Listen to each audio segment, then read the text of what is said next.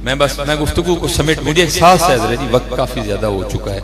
असल में हम भी हजरत जी सियालकोट से ज़रा बाय रोड आए हैं और आके सिर्फ वुजू किया है, जहाँ हम ठहरे हैं ना सिर्फ वुजू किया आके, और मैं आपकी जान निकल आया हूँ कि चल बोलिया उठ फरीदा सुतिया मेला वेखण जा, जे को बख्शिया मिल जावे तू ही बख्शिया जा।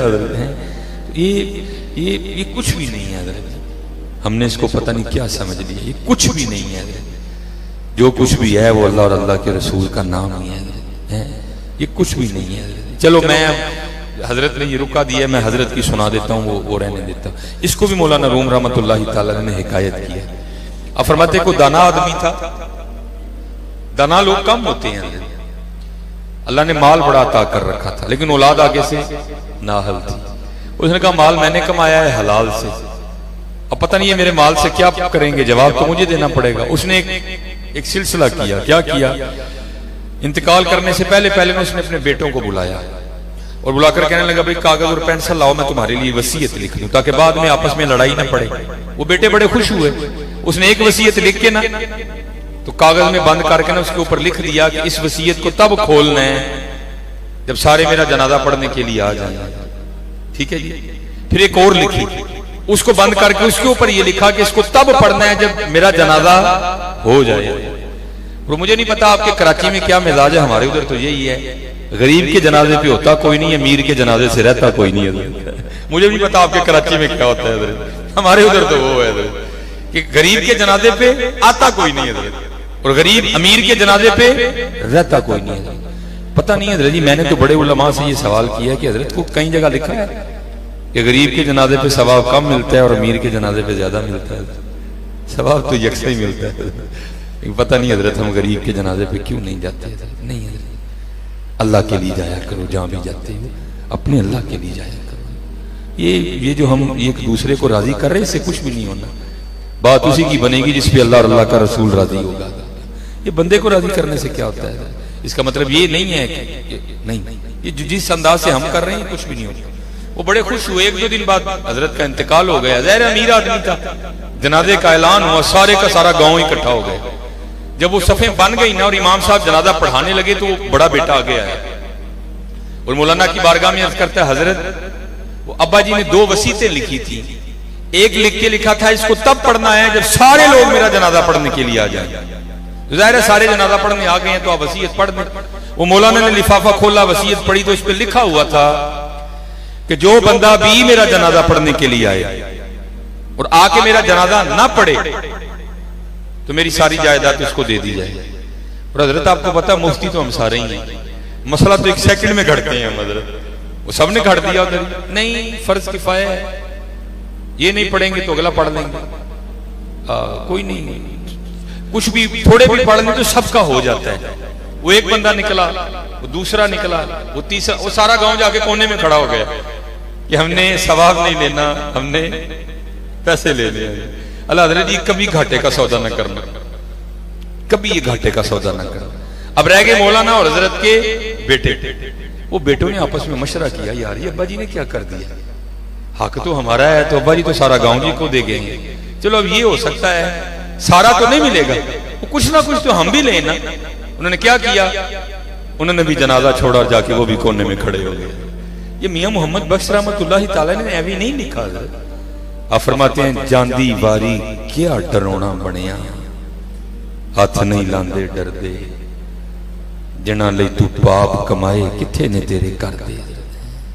हज़रत जी कभी कभी कब्रिस्तान जाया करो, लेकिन फोन बंद कर देना, क्योंकि ये फोन तुम्हें कुछ भी नहीं करने देगा। वहां भी बैठ, इसको साइलेंट पे लगा लेना, एयरप्लेन मोड पे लगा लेना, इसको बंद कर देना।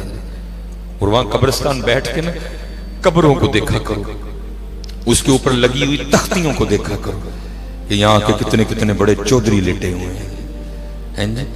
कोई बन गया रौनक पखियां दी, को छोड़ के शीश महल चलिया, को पलिया नाज ते नखरियां विच, को रेत गरम ते थल चलिया।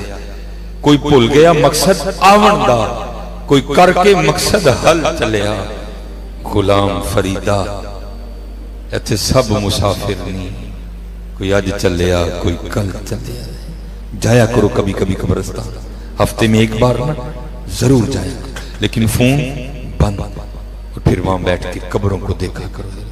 वेग फरीदा मिट्टी फूली, मिट्टी है ना ये मालक के रंग है। मिट्टी बोल रही है, मिट्टी देख रही है, मिट्टी सुन रही है, मिट्टी चल रही है। ये रंग है मालिक के अंदर है मिट्टी।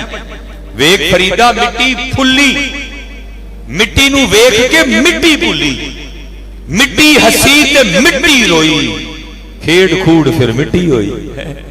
देखा करो कभी कभी कब्रिस्तान जाके, जांदी वारी क्या डराउना बनिया, हथ नहीं लांदे डरदे, जिन्हां लई तू पाप कमाए किथे ने तेरे कर दे। वो सारे खड़े, अब रह गए सिर्फ मौलाना। अल्लाह अल्लाह क्या करूं। तो मौलाना फरमाते हैं कि उधर से ना वो 4 मलंग गुजर रहे थे जो अल्लाह और अल्लाह के रसूल की रजा के तालिब थे। उन्होंने देखा जनाजा खड़ा है, फ्री का सवाब है, जहां जाना है 5 मिनट लेट चले जाएंगे, चलो जनाजा पढ़ते हैं, वो कल जाके तो नेकियां काम आनी। फाम्मा मन सकुलत मवाजीनुहु फहुव फी ईशतिर रादिया, जिसका नेकियों का पलड़ा भारी होगा उसकी जिंदगी उसकी रजा के मुताबिक होगी। कल नेकियां तो काम आनी है। आओ फ्री की नेकी है। वो आ गए तो आके क्या देखते हैं, मैयत मौलाना और सारा गांव कोने में खड़ा है। पूछा जनाजा नहीं पढ़ रहे? उन्होंने कहा जी बाबा जी ने वसीयत लिखी थी, जो जो मेरा जनाजा पढ़ने के लिए आए और आकर ना पड़े तो मेरी सारी जायदाद उनमें तकसीम कर दी जाए। अब ये सारे बदबख्त वो हैं कि जिनको नेकियां नहीं चाहिए, इनको पैसे चाहिए। तुम्हारा क्या इरादा है, नेकियां चाहिए पैसे चाहिए? उन्होंने कहा हम नहीं वो पैसे लेते जो नेकी छोड़ के मिले। आप आगे खड़े हो, हम तीनों आप चारों आपके पीछे हैं। वो मौलाना आगे खड़े हो गए, वो पीछे खड़े हो गए। जनाजा पढ़ा गया, दुआ हुई, पढ़ के जाने लगे तो बड़ा बेटा फिर आ गया। आगे करता है हजरत वालिद साहब ने 2 वसीयतें लिखी थी, एक तो पढ़ दी, दूसरी उन्होंने लिखा था इसको तब पढ़ना है जब जनाजा हो जाए। अब जनाजा आपने पढ़ा है तो दूसरी वसीयत भी पढ़ दे। इसमें क्या लिखा है? तो लिखा है कि जब दूसरी वसीयत खोल के पढ़ी ना तो उसमें लिखा था मेरी पहली वसीयत मनसूख, सारे पैसे उनको दिए जाएं जिन्होंने जनाजा पढ़ा है। मौलाना फरमाते हैं दुनियादारा तेरे न लेंदी होना, तू अल्लाह और अल्लाह के रसूल को छोड़ के दुनिया दुनिया करता रहा है, लेकिन मिलना फिर भी तुझे कुछ नहीं है।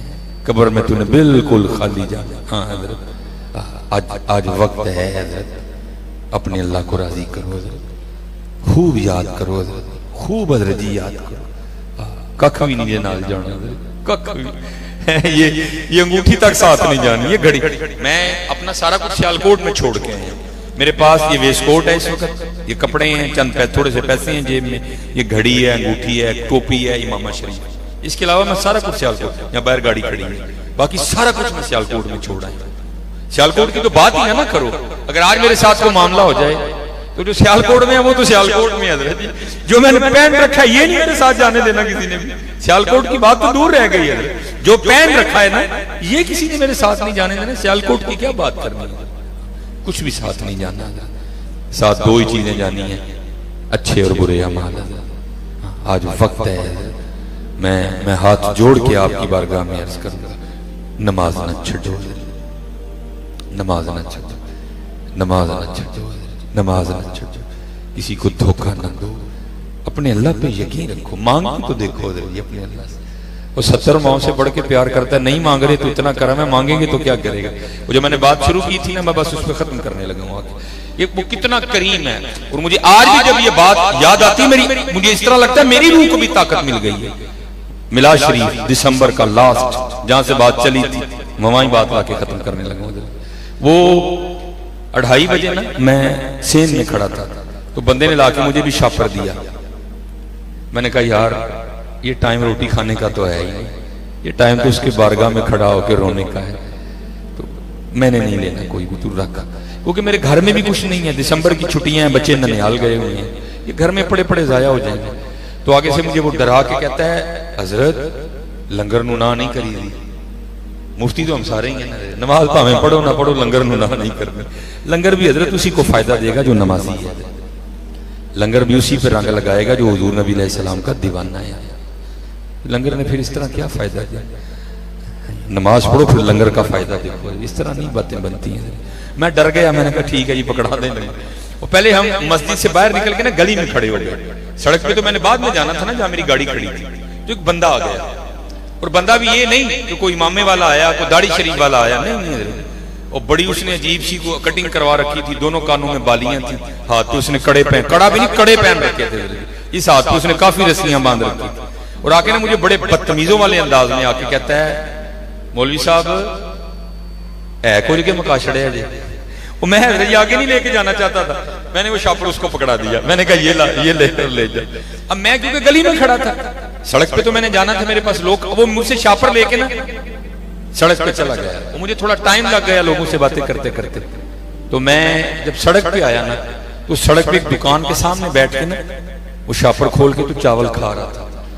तो मैं आपको हकीकत बता रहा हूं, जब मैंने उसे देखा तो मुझे रोना आ गया। रोना किस बात पे आया? इस बंदे को खुद अंदाजा नहीं इसका अल्लाह इससे कितना प्यार करता है, उसको खुद अंदाजा नहीं था। मैं तो शापर लेके जाने को तैयार ही नहीं था, मुझे तो जबरदस्ती उठवाया गया। और सुलेमान नहीं लेके जाना, नहीं खाना ना खा, गली के बाहर ते ले जा, मेरा बंदा आंदा ही पे बस क्योंकि हजरत उसने मस्जिद में आना नहीं था, अगर वो आ भी जाता तो उसका औलिया देख के उसको किसी ने देना नहीं था हजरत। ये मुझे बाद में ख्याल आया, क्योंकि उसने मस्जिद में कभी नहीं आना था, और जो उसका हुलिया था अगर वो आ भी जाता उसको देना किसी ने नहीं था। तो क्या हुआ, मैं मुझसे उठवाया गया, तूने नहीं खाना ना खा, गली तक तो लेके जा, मेरा बंदा आ ही रहा है। हजरत हमारी बेवफाई पर भी वो इतना प्यार करते हैं, अगर हम बावफा होते तो क्या होते हजरत? भाई बेवफाई है ना, भी बंदा झूठ बोले, बेवफाई है हजरत। नमाजें हमारी पूरी नहीं है, दाढ़ी हमने नहीं रखी, अखलाक हमारा अच्छा नहीं है, लेकिन फिर भी हमारी बेवफाई पर भी वो इतना प्यार करते हैं, अगर हम बावफा होते तो क्या होते? तो फिर जवाब क्या आया, और दिल तो क्या चीज है, हम रूहों में उतरे होते। दिल तो क्या चीज है, हम रूहों में उतरे होते। तूने चाहा ही नहीं चाहने वालों की तरह, वमा अलैना इल्लल बलागुल मुबीन।